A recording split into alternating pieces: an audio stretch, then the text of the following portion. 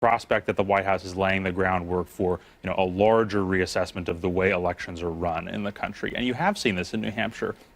I was talking to the state Senate majority leader last week, who was saying, look, they're planning to pass some new restrictions on who can vote in elections and what kind of procedures you have to go through in order to vote. And so when you have these kinds of, it is a conspiracy theory, it is an urban myth out there, it creates an environment where that kind of crackdown is maybe a little bit more possible. So, look, we invited Stephen Miller. He said, I'll go on any show, anytime, and we invited him on. He didn't want to come on and test this proposition. We invited Reince Priebus. He didn't want to come on and test this proposition. Errol Lewis, isn't the simple answer to why they're doing this is because it works. You do have a mess of an election system with this patchwork of states. The federal government doesn't run the elections. States and localities. You get false counts. You got wrong registrations. You have every problem that is mentioned.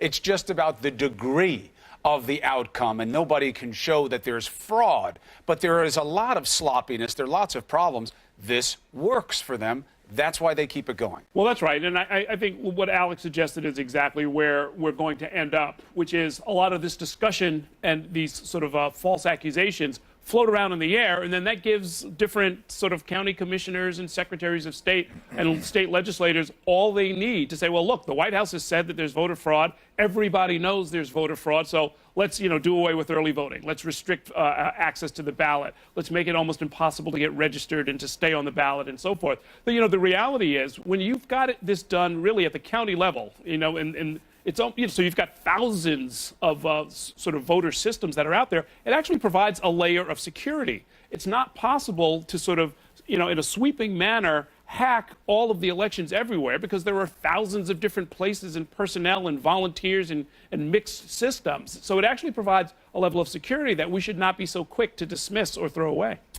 David, let's talk about something else that happened last week that got a lot of attention over the weekend, and that is the sweep of undocumented people here. There's a feeling from Democrats that, he's stepping it up. There's these widespread raids. This is what his campaign promise was.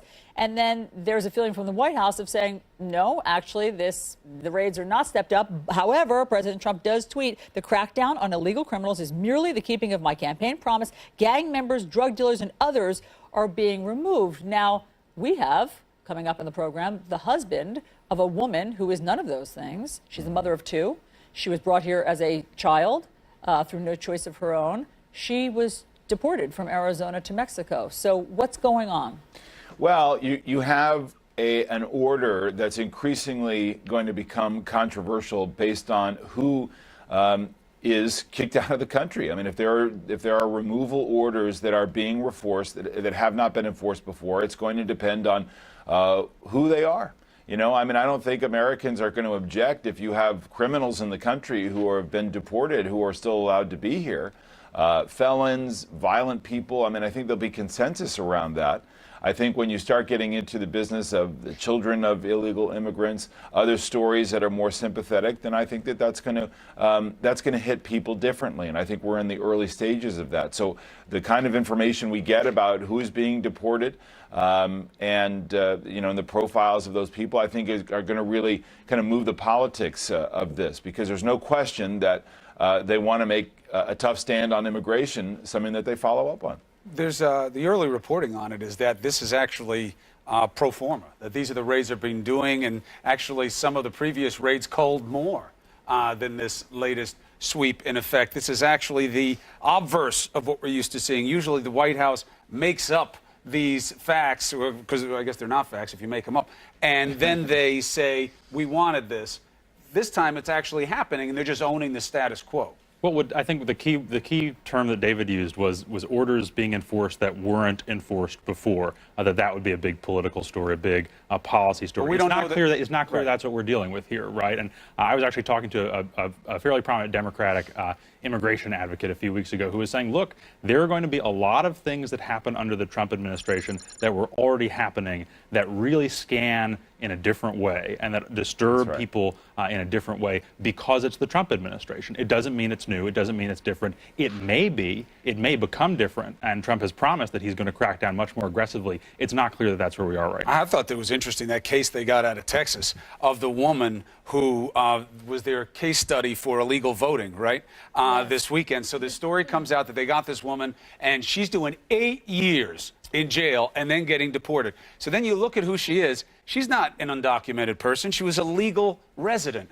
here. She's not a citizen, though, so she couldn't vote. She argued in court she didn't know. Right. She eventually checked a box saying she was a citizen. That was the crime. But she was registered GOP and voted for Romney, she says. So it really kind of blew out of the water there, David Gregory, that, oh, this is the test case. This is the illegal voter we've been telling you about. Well, and I think we should connect this to what we were talking about before. I mean, Stephen Miller was on the rampage yesterday with unverified claims of voter fraud, and one of his big jabs was you have all of these undocumented immigrants who are coming in and voting on our election. Let's just put the bigger picture here that the White House is painting.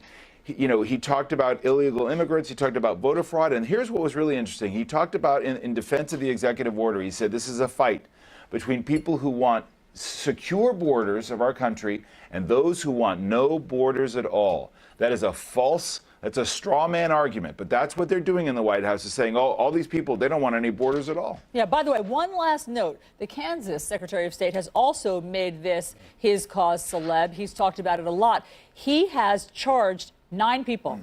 So that is the widespread voter fraud in his state. He's charged 9 people, and I believe that the majority of them, well, all of them, I think, are U.S. citizens, and the majority are Republicans. So if you want to dive into this, there's going to be interesting things. And that's the guy that Stephen Miller brought up and told George you should have him come on the show and make his case. We invited him on. We're still trying. Panel, thank you very much. Thanks. All right, so nearly 200,000 people in Northern California were told to evacuate nation's largest dam. The threat for the towns downstream next. Look at that hole. The concern is a 30-foot wall of water that could develop. We'll give you the details.